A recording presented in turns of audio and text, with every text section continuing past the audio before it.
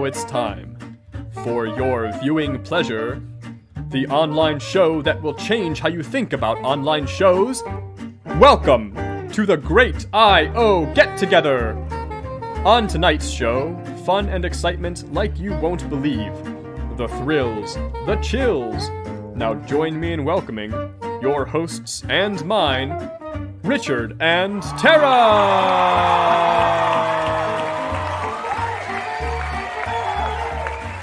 Thank you so much, Pete, and welcome everyone, of course, to the Great I.O. Get-Together, number 5. Never have I ever had such a PSYOP. My name's Richard. This is my co-host, Tara. What's going on, Tara? Any stories you would like to share? No stories. I've been reading The Secret History of Wonder Woman, though. Have you read this? No.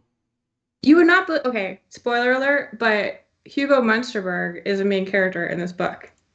Directly responsible for creating Wonder Woman. That's all I'll say. Directly? Well, indirectly. Maybe I'll have to check it out now. Maybe our guests will too. If you've never joined us live, our dear guests, we do record these things live so that we can take your questions live on the show. Live gigs are actually an excuse for our Discord community, where you can chat with your fellow IOs during the show or really anytime you want. You can find more details about that at thegig.online. All of our regular shows, and this one is no exception, have two halves. In the first half, we have a little bit more fun. In the second half, we get a little bit more serious, all with our guest or guests of the day. At the top of today's gig, Never Have I Ever at SIOP. And if you've never played Never Have I Ever, the idea is that one person says something that they've never done, like never have I ever played a game of Never Have I Ever. And everyone that's done that thing would normally take a drink out of like a red Solo cup. In our case, no drinks this time, at least for me. Instead of drinking, we're just going to ask people to tell us a little bit of a story about their answer. All the scenarios and the experiences people will be sharing are going to be about the SIOP conference and things surrounding the SIOP conference. So if you notice, I've said they and them a few times. It's because we actually have two guests today. One of those guests, Dr. Lisa Finkelstein, professor of social and industrial organizational psychology at Northern Illinois University, who was on the SIOP program chair track between 2004 and 2006, and SIOP conference chair in 2011 and 2012. Welcome to the show, Lisa. Thank you so much. I'm so excited to be here, I think. We'll be nice as we can be. Thank you. The other of our guests is Dr. Elizabeth McCune, Director of Employee Listening Systems and Culture Measurement at Microsoft, and on the SIOP program chair track between 2019 and 2021, ending just this year. In fact, just like a few weeks ago. So welcome to the show, Elizabeth. Hello, everyone. Excited to be here. And with Lisa, just a little nervous, but it'll be fine. So as I said before, today we're going to be playing a little bit of a game, Never Have I Ever, but with a couple of changes from the game that folks might already know. One, I'll be reading all of the questions and also answering them, as I will be saying a variety of things that I have and have not done in our list of things that will be Never Have I Ever'd. In addition, instead of drinking, I actually didn't verify that no one would be drinking, but instead of that, the plan is, maybe in addition to, we'll just be raising hands enthusiastically. Some of our questions are from viewers, some are from me, some are from Tara. We'll be also taking live Never Have I Ever suggestions from the audience, so if you've got a good one, share it in our Discord community or in the YouTube live chat. We'll play this game maybe 20-30 minutes, have a little break, and then chat a little more seriously about the SIOP conference, what it's been, what it is, where it's going. So everybody clear on our rules? Mm-hmm. Okay, then I'm going to switch over to our, well, that's going to be very confusing for anybody watching. Switch over to our leaderboard interface. We're going to be counting how many Never Have I Evers that people respond to, and there will be a winner with, let's say, a yet to be determined prize. So is the winner the person who's done the most things or the least things? Definitely the most things. Okay. All right. So first up in our list, we're going to start with things about preparing for the conference. Never have I ever finished writing a PSYOP talk on the plane to the conference. Ooh. Nobody. Yeah, there's one. All right. Yeah, there's another. I definitely have done that. Lisa, was that no from you? Ever. I do Wow. not have the fortitude to do that. I would be so nervous. I'm one of those people that turns everything in early. Like I turn my SIOP submissions in the day before. I can't wait at all. I'm just really afraid something's Oh. going to go wrong. Oh. And like my computer will die or my brain will go blank or something. So I would be a nervous wreck. So I have never even come close to doing anything like that. Wow. That's amazing. I only hesitated because I'm usually doing it in the hotel room 10 minutes before the time. I was like, the plane, that would be early. I did think of one specific experience of writing it on the plane, but what first came to mind was a particularly nerve-wracking Ignite session that I was absolutely finishing in the 15 minutes before the slot. You'll Very brave woman. you'll enjoy our next question then. Never have I ever finished writing a talk the day of the session. Well, that's just a gimme then. That doesn't count. I think I don't know if I actually have the day of. I've definitely tweaked it, like changed things. I don't think I've ever finished it though. That counts. Tweaking it is Tweaking what is the last tweaking is step. finishing? Oh, I think all so. right. I'll do it. Never have I ever started writing a talk on the plane to the conference. Started? Started. That's just living too dangerously. It's life on the edge. Just living too dangerously. I've never brought my computer to SIOP. Is that going to be a question? What? I've never done any work at SIOP. Can that be a question? What? I'm jealous of you. This is fascinating. Yeah, wow. Weirdo. We're gonna go a little more extreme. Never have I ever not shown up to my own session. Never missed your own session by accident or on purpose. It's okay. I mean, if we had missed it because we forgot, we wouldn't really know, right?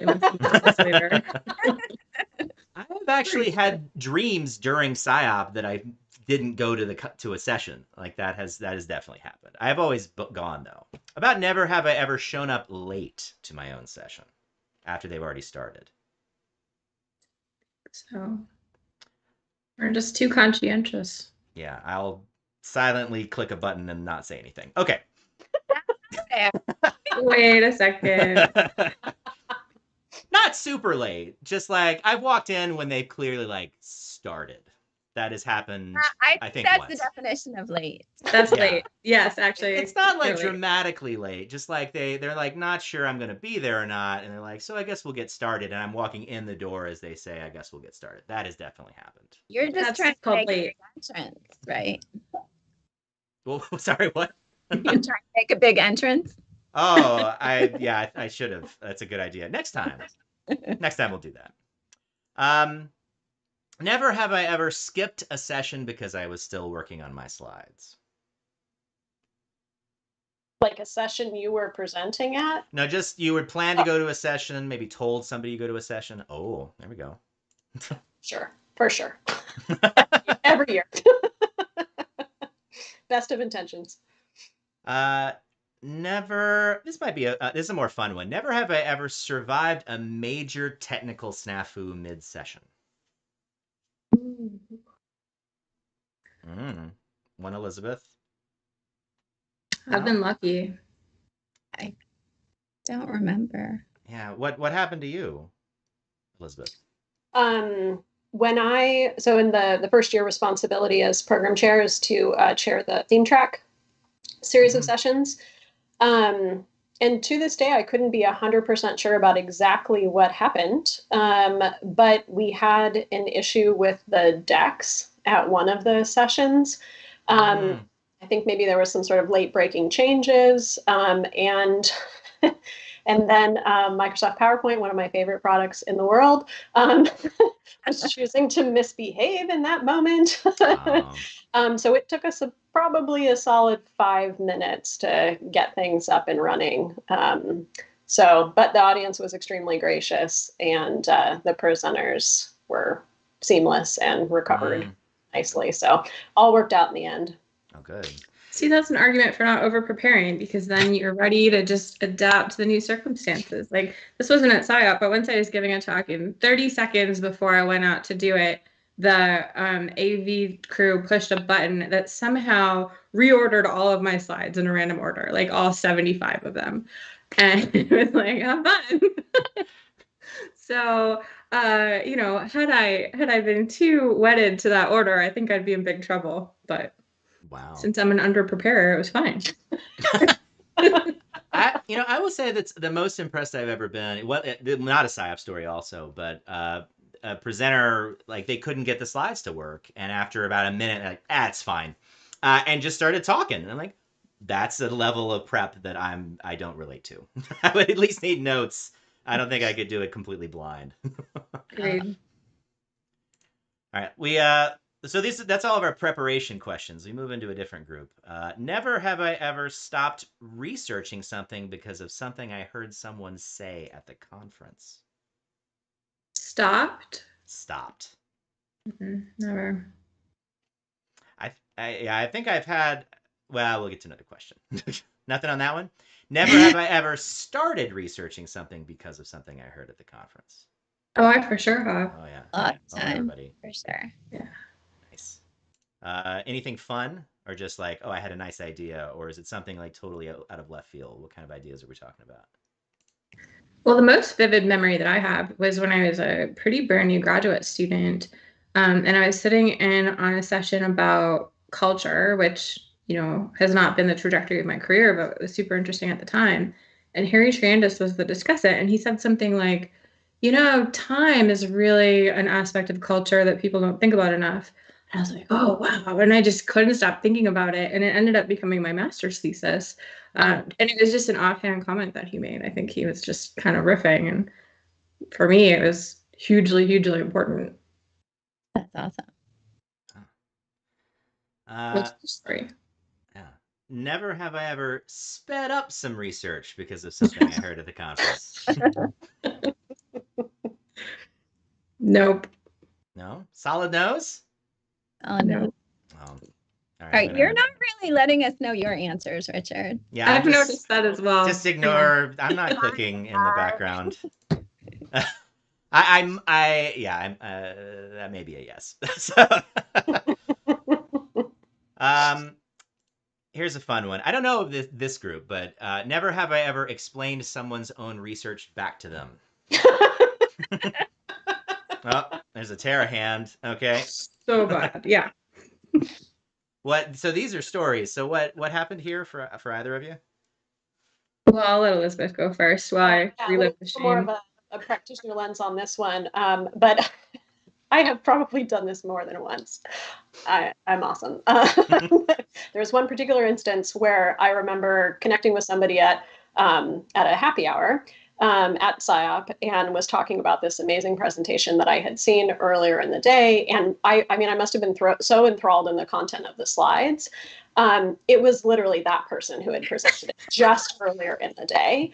And they were like, is it possible that it was my presentation? I was like, oh no, I would remember you. It's definitely their presentation. Oh. So yes. That's great.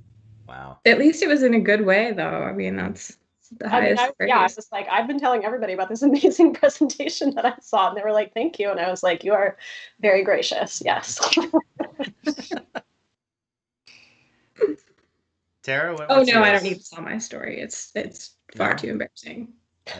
Are you making me? Okay. Okay. Well, so this was also a graduate school story. I was babysitting a poster for a friend of mine who he actually had two posters in the same session, so he couldn't stand in front of both of them at the same time.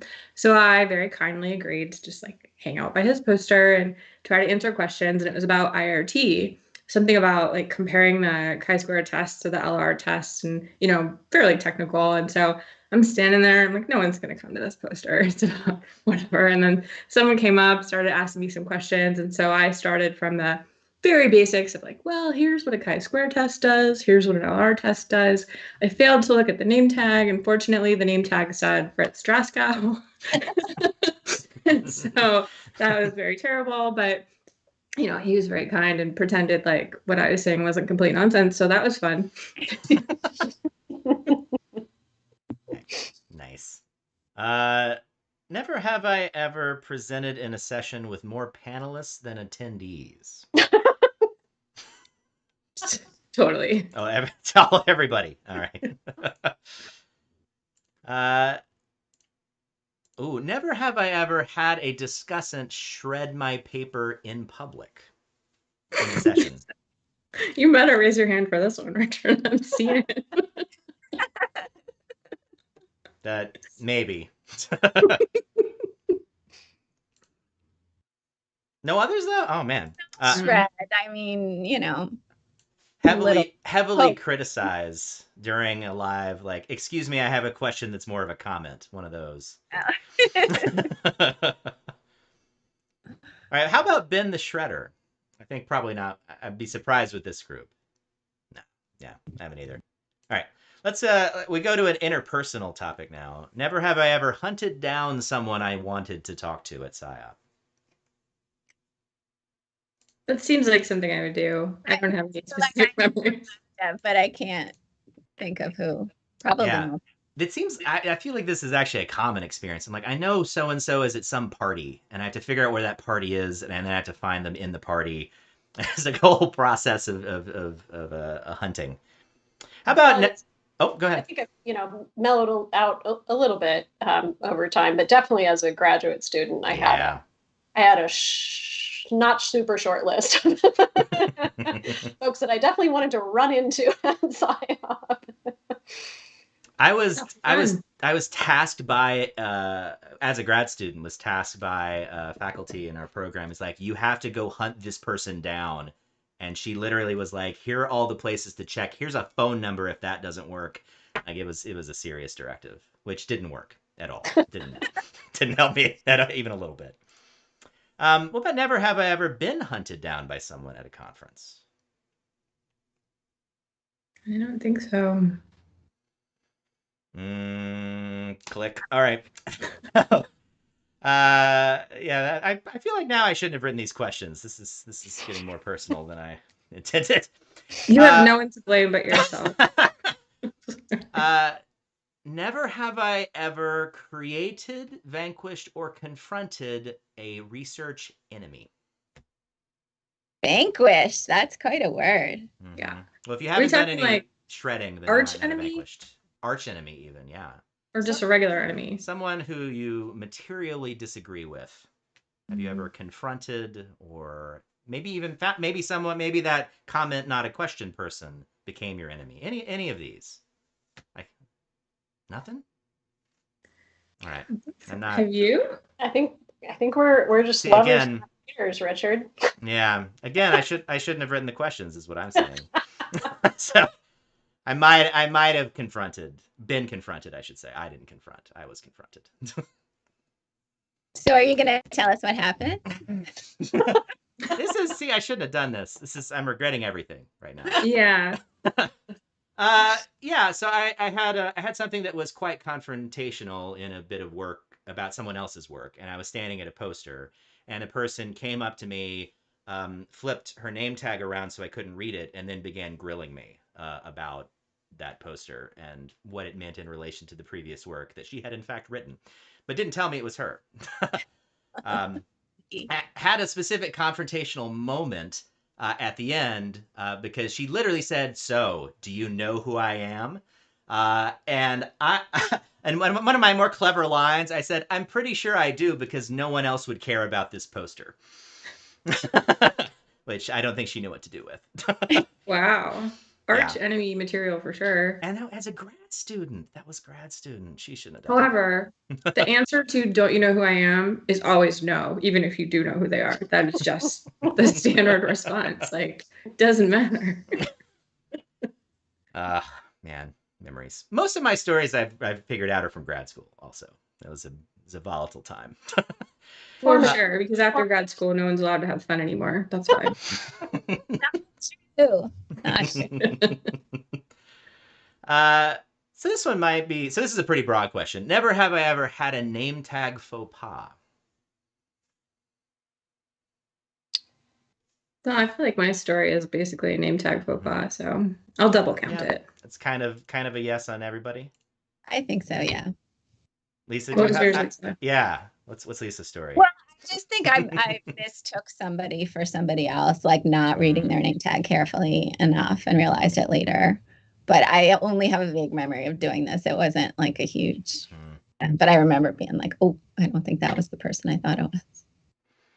I remember the year that we switched I don't remember what year it was, but in this year that we switched the formatting on the name tags, because it used to be that your last name was large font, like, so you could see from across the room. And then we flipped it. And then the first name became, which for the record, I'm a huge fan of now.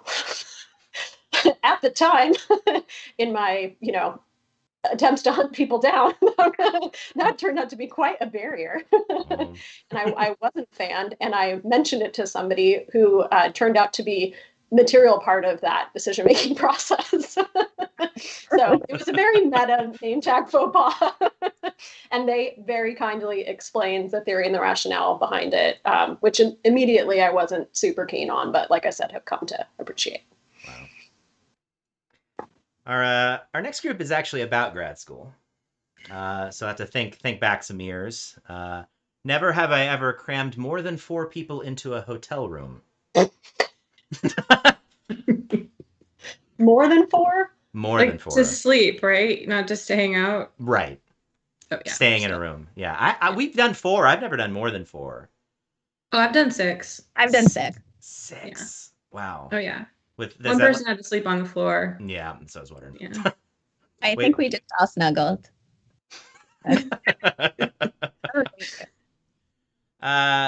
Never have I ever fanboyed or fangirled over seeing a famous writer of an article you read. All the time. Okay. Like this year. I don't know. It's hard, especially in grad school when especially first year. I feel like that's when it was the worst. Like, I'm like, I know your name. Oh man. Never have I ever attended an event where I didn't know anybody. Just kind of crashed it. Oh. Probably. Yeah. How else do you get to know people if you only hang out with people you already know? Man, Good. we're very different. I make sure to know people like Tara who will introduce me to other people. Yeah, I have to have a lifeline. There has to be like one person. I can deal with one. I can't deal with none. Agreed. I'm with you, Richard. Never have I ever talked to exhibitors just to get free swag. Totally. All the time. I see no hand, Elizabeth. No, never. But I rely on, I have a longtime colleague who has a very strict regimen of making the booth tour, and I rely on him to help me be more comfortable in getting that hookup, but it's usually him like passing stuff off to me. It's a treasured ritual. Oh, It is.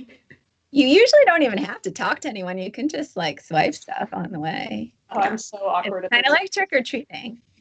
Isn't it? It really is. They sometimes try to drag you in, though. Like I remember trying that and be like, hey. But as soon as you make eye contact, that's where you've lost. I personally have not ever, been on the staffing side of those booths, but being a practitioner, right, many of the folks in my network have and are, and I think the trick or treat approach is not problematic, but folks definitely appreciate, even just catching up to chat informally. It's not directly about the product. Yeah.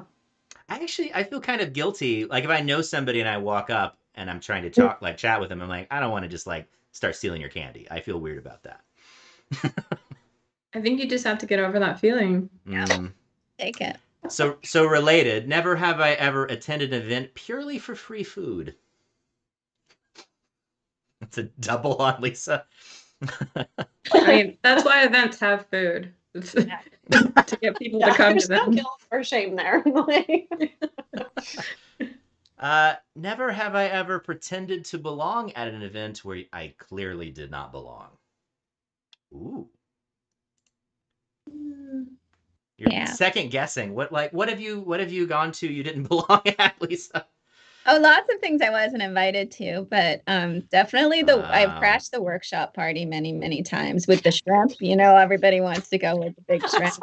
That is. I usually had somebody smuggling me in, sometimes with fake IDs. Wow. I almost thought you said I had somebody smuggling me shrimp. So this is better. Is that a question? Because I think that would be. No, I was imagining like smuggling, like hiding you under a coat and like walking really awkwardly into the room. That would have happened as well. Like, rolling like a coffee cart. Of like hiding behind people. Yeah, there was many times. Never have I ever attended a non-SIOP event at the same hotel. Oh. That's super fun. Oh, strongly recommend to anyone who doesn't do that. There was, I don't remember what SIOP it was, but one time there was a prom, like simultaneously. That was what I was ready to went to prom. Did you too? No prom, Elizabeth? No.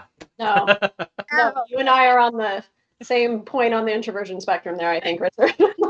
I will say I did crash a prom, but I crashed it with other people. That was not a lone activity. Is this whole exercise a secret personality test? Is that what's happening?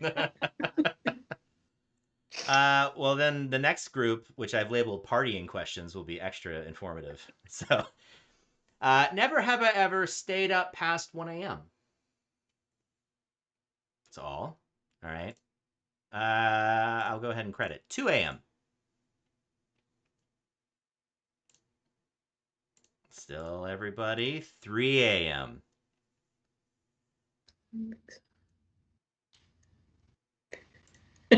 How late are we talking?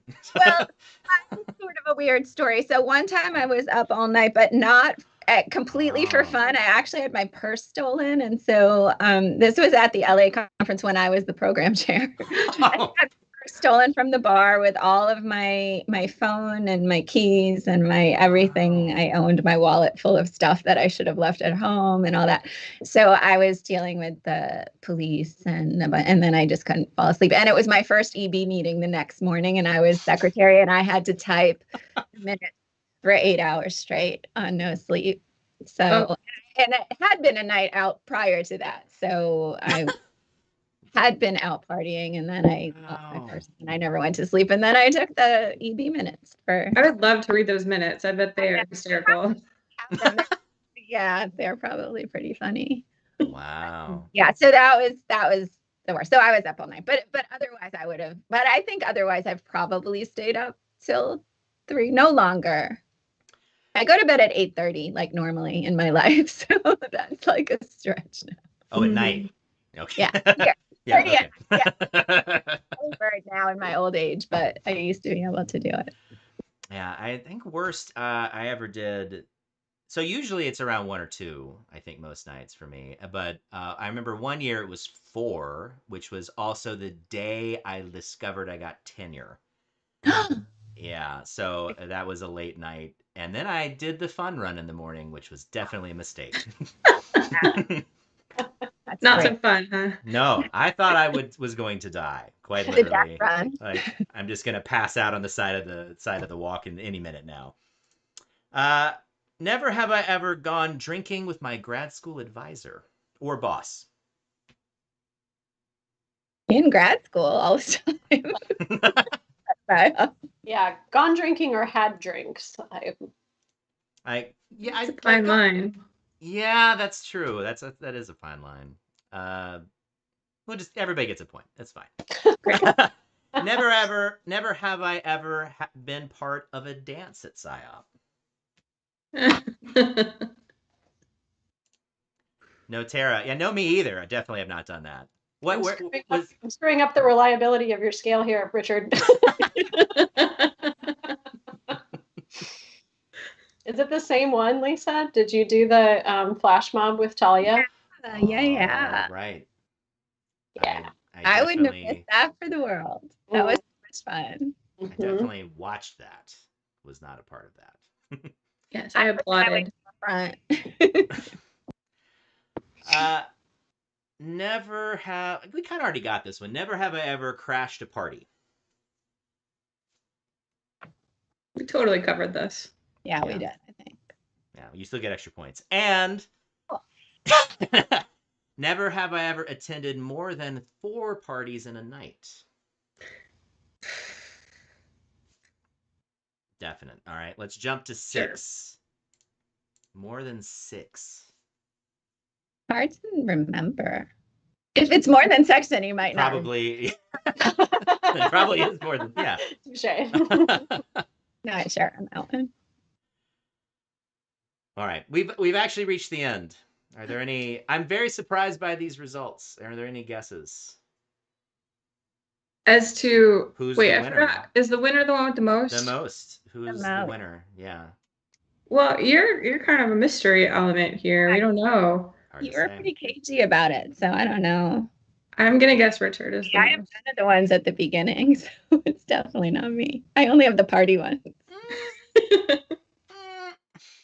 So it is in fact a 3-way tie between Lisa, Tara, and me with 18, and Elizabeth a healthy 16 in that list. I think everybody wins. Yeah. But especially Elizabeth for being the most responsible among us. That's I'm pretty sure I said yes to all those lack of preparation questions.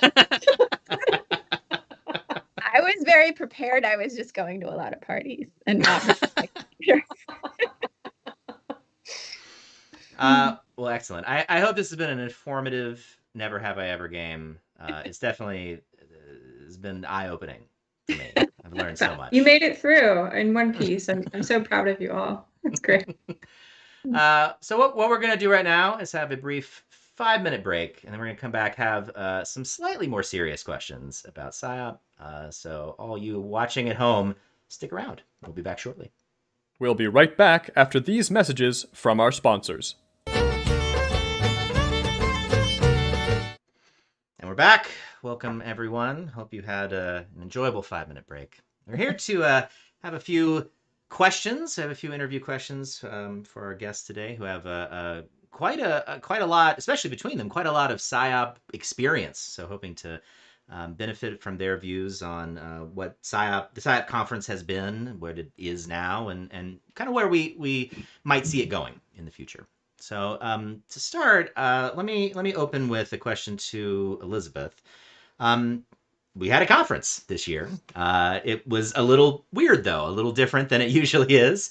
And especially, you've seen quite a lot of changes personally in terms of your tenure of what the conference looked like. And I think you're really actually the only one to have seen it in all its incarnations, from kind of seeing it as it was and seeing it in emergency status and then seeing it this year and being kind of behind the scenes in that. So what was the highlight of how it went this time? What were your thoughts on the conference? People, I imagine, don't have because we do things well enough, so we don't folks don't have to get into the weeds.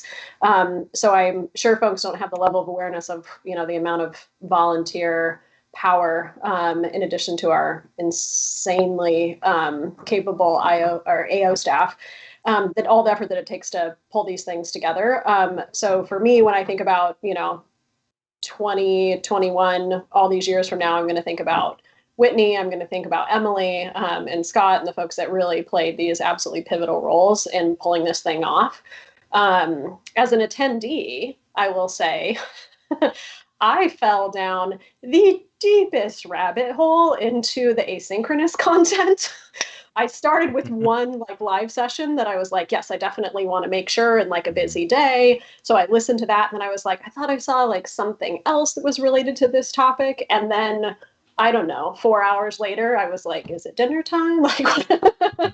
So I was just a junkie for the access to all of the materials and being able to view those kind of on demand. It felt like a level of absorption that, again, I think we've covered the territory on me being a bit more introverted, where I don't always have that kind of energy at the conference. Usually fairly exhausted by the social side of it.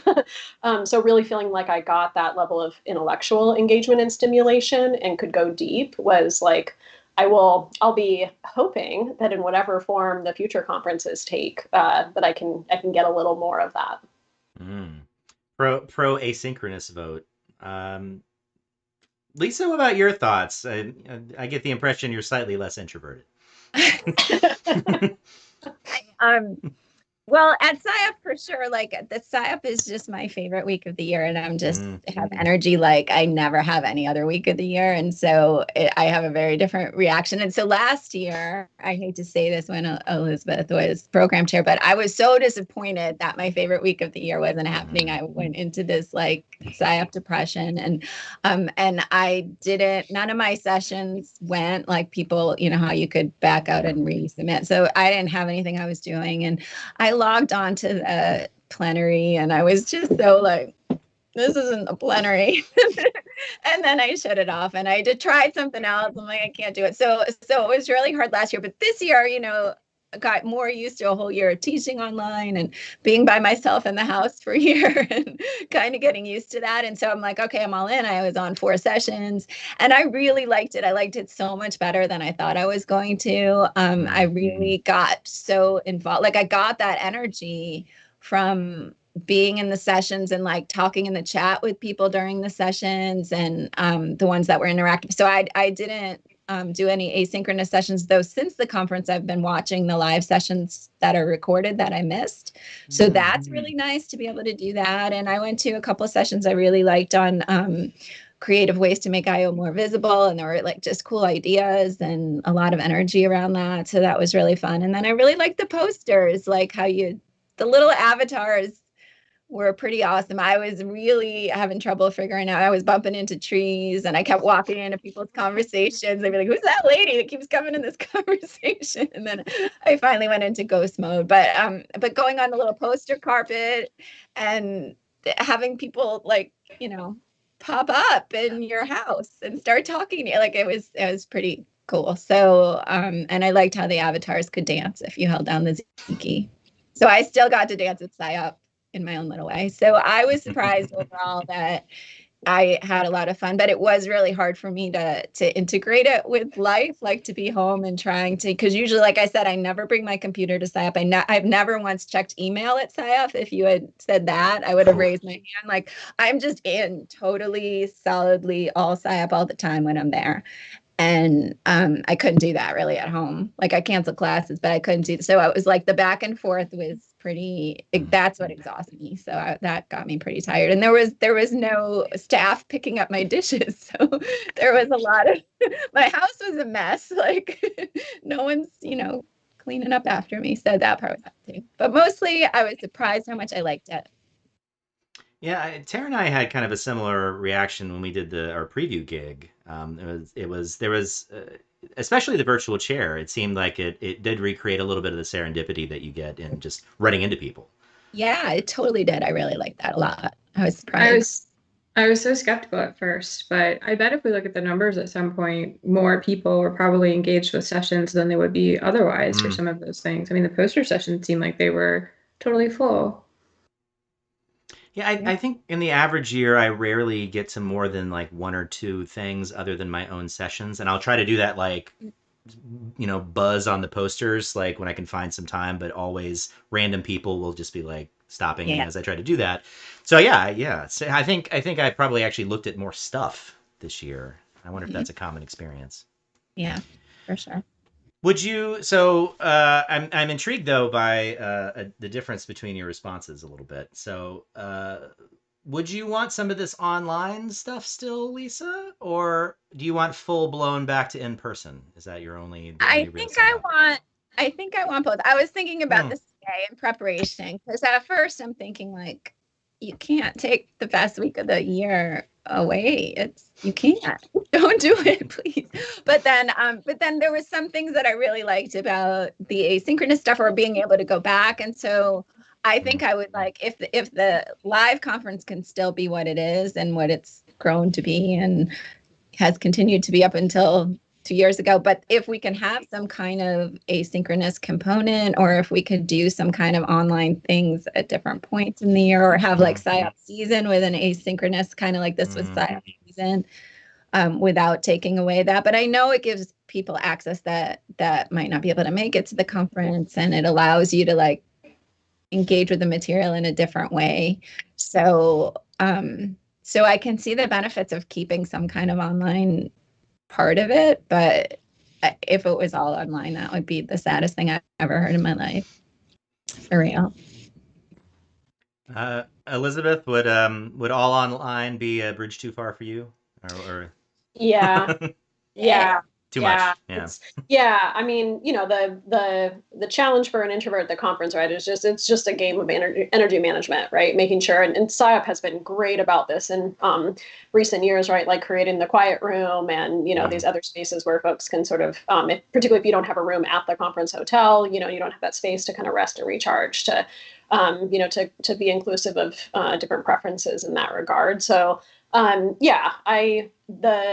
the connections that are made, between the folks that you're sitting next to at a session, through the social events at night, and just the various interactions that run the gamut. I do think while Whova has been amazing as a platform, and we have definitely squeezed every juice out, or every drop out of that lemon, or whatever the right fruit is that we want to choose.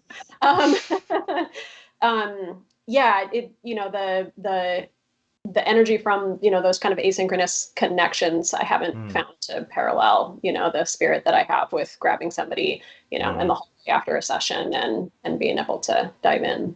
Yeah. Well, so speaking of squeezing life out of fruit, is there anything behind the scenes that you think might surprise some of the viewers? I mean, you, especially so recently, you have a lot more exposure to that in a wide variety of contexts than I think most folks. So any surprising tidbits that you might share? Yeah, I had plenty of time to think about this in advance, but I don't think I have anything stellar to say. I mean, what was definitely surprising to me coming in as program chair is just the depth of knowledge that our administrative office brings to this work. I mean, it's truly mind-blowing how much they know about us as IOs and the needs of our membership and what we're trying to establish, with the efforts that we make toward the conference. And, when I think about like Larry Nader in particular, and the amount of institutional knowledge that one gentleman has, it is truly mind blowing.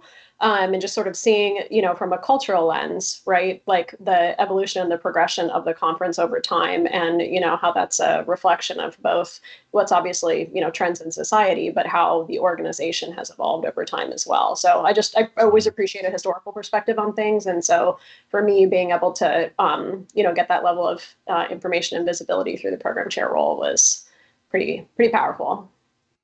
I think I've been personally surprised. Like it rationally, you think, oh, of course, there are a lot of people, but until you're in the machinery, I don't know that it's so obvious just how massive a number that is.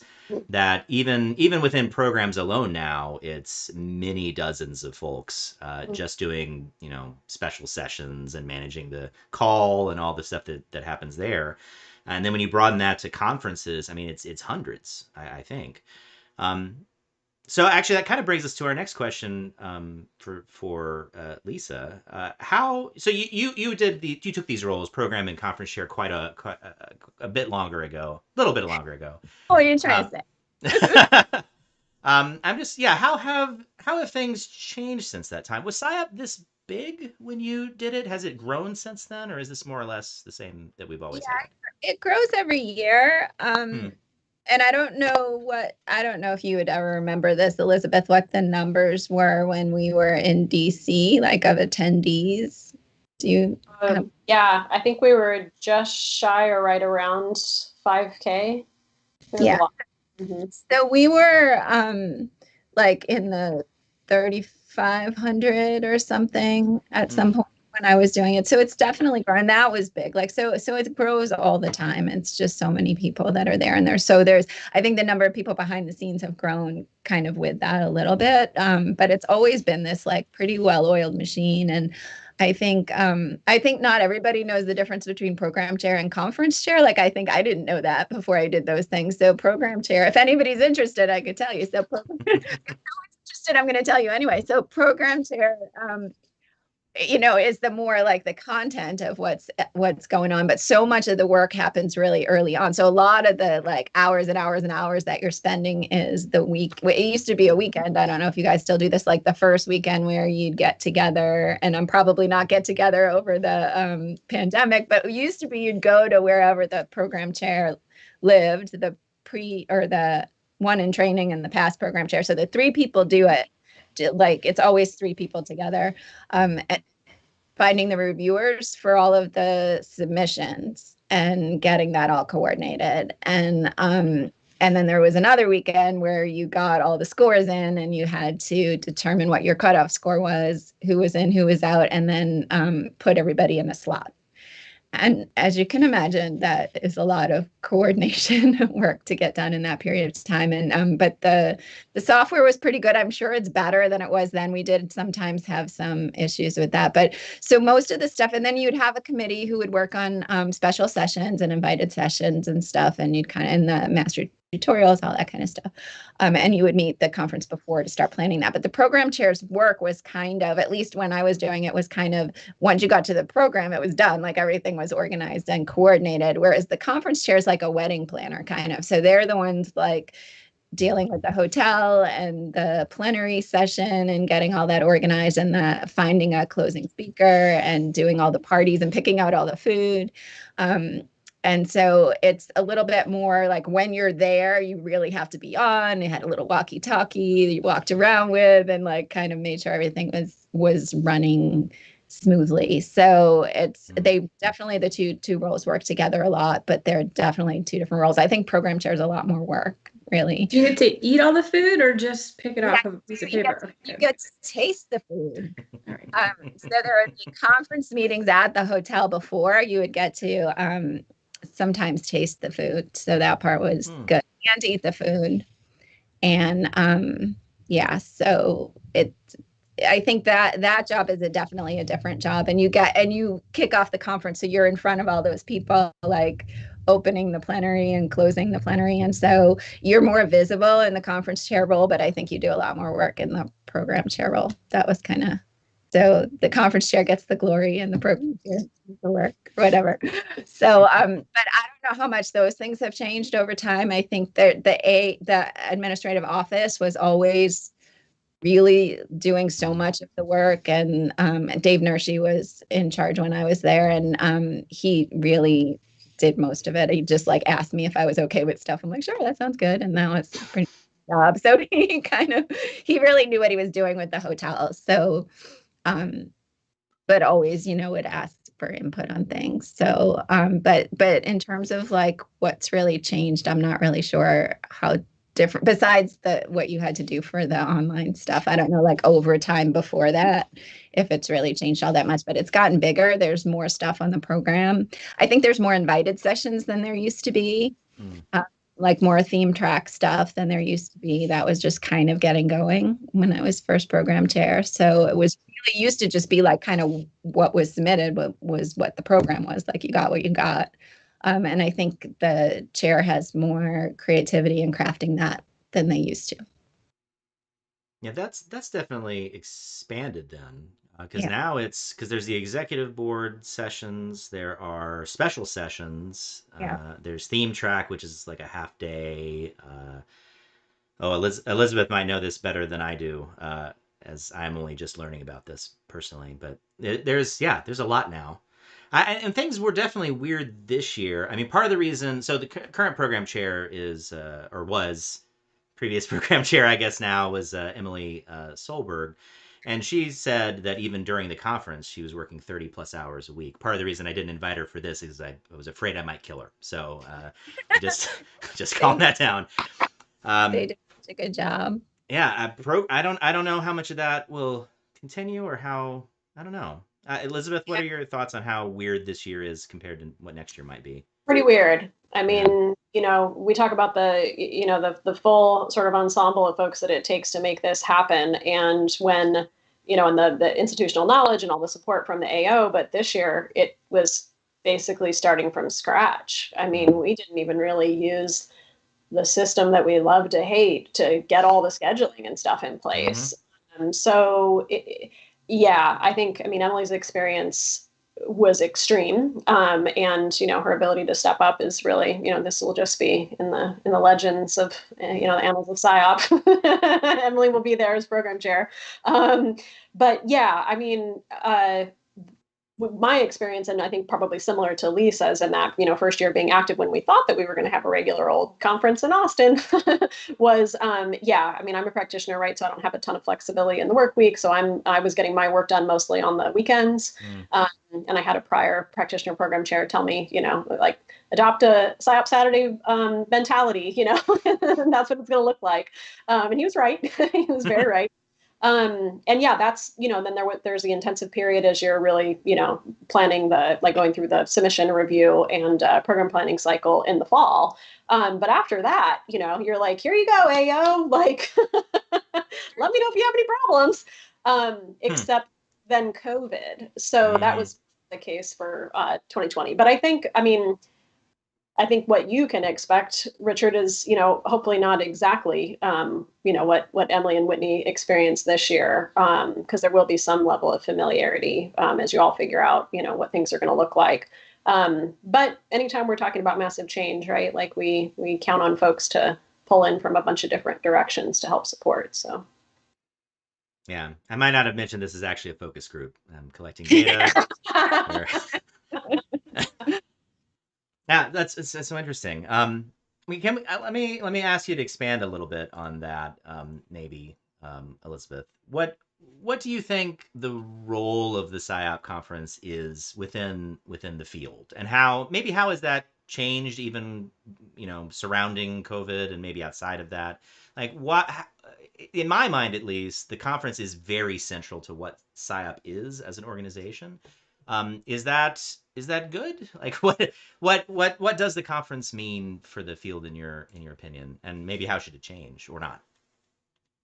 Yeah. No, I think if you'd asked me this question 2 years ago, what does the conference mean to SIOP? I would have said, I think the conference is SIOP. I mean, I understand like the website and on paper, like that it's much more than that. And there's, several arms and different entities within SIOP that support any number of initiatives. But in terms of the lived experience of the members, the vast majority know SIOP through the conference.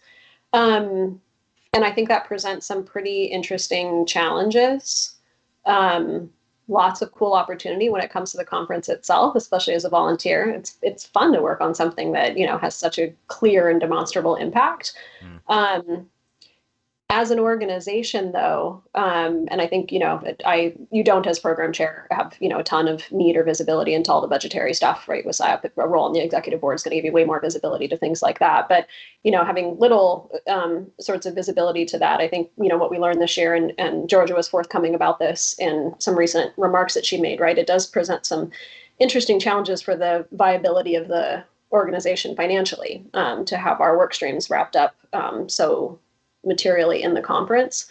And the reality is, right, while we're obviously not a for-profit entity, we need resources.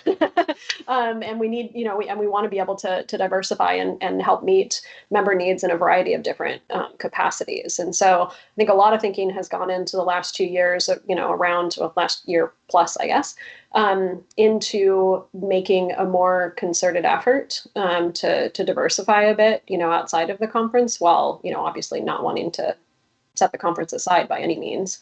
And I think that's going to be increasingly important for us in the future, particularly, all of the work that not just SIOP, but the world is doing around inclusion, diversity, and equity right now. The degree to which we stay,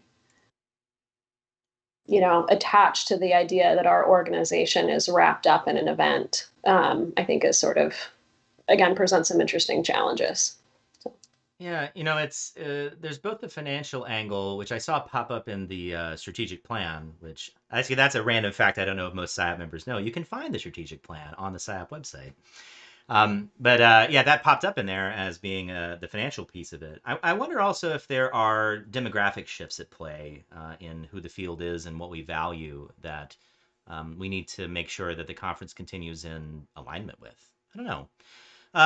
I mean, Lisa, what do you think? What is the potential for the conference to evolve? Like, where can we go from here? Like, should we just keep doing basically what we've been doing for more years, or are there changes that maybe we should think about? I think that, I guess, kind of like what I was saying before, I think the conference should still exist as an event. And I do agree that SIOP is an event to people and not necessarily even an organization. That's why they like go, they don't say you go to the SIOP conference. I'm going to SIOP. Like that's what SIOP is. I don't think that needs to go away. But given what Elizabeth was saying, I agree that there's just the shifts in the membership. There might be different needs from people. That I think having some kind of online component to things or offering other kinds of services or networking opportunities, mentoring opportunities, things like that. Because we've always talked about this, and I think it's more important than ever to make sure that SIOP as the event seems inclusive to people, and what ways can we improve on that? We've tried to do that year after year after year, and I think there's more we can do for certain, but there might be other things that we can do outside of the conference to increase that inclusivity for everybody, and just think about different services that maybe we haven't been offering before that we could do as an organization. But I think of it more as an and than an or. Like, what else can we do in addition to this great event that we have? And the event can evolve to some degree, and maybe we can add on some things as well. Great. Well, those are some great closing thoughts. Thank you both for your time here and contributing to our discussion about SIOP. I'm sure we will swing back around to this topic at some point in the future. Again, see how things have changed. So thank you both. You're welcome. Thanks for having us. That brings us to the end of our gig number 5. As always, please join our Discord so that you can chat with us before, during, and after the show. Definitely hit that subscribe button in YouTube, get a notification the next time that we go live so you never miss a show. Thank you so much for joining us, everyone, and we'll see you next time for another great I/O get-together. See ya. Oh, the times were hard and the wages low. Leave her, Johnny, leave her. I guess it's time for us to go. And it's time for us to leave her. Leave her, Johnny, leave her. Oh, leave her, Johnny, leave her. For the voyage is done and the winds don't blow, and it's time for us to leave her. I can't believe it's already over. Can you? To keep the excitement going, check out our website at thegig.online.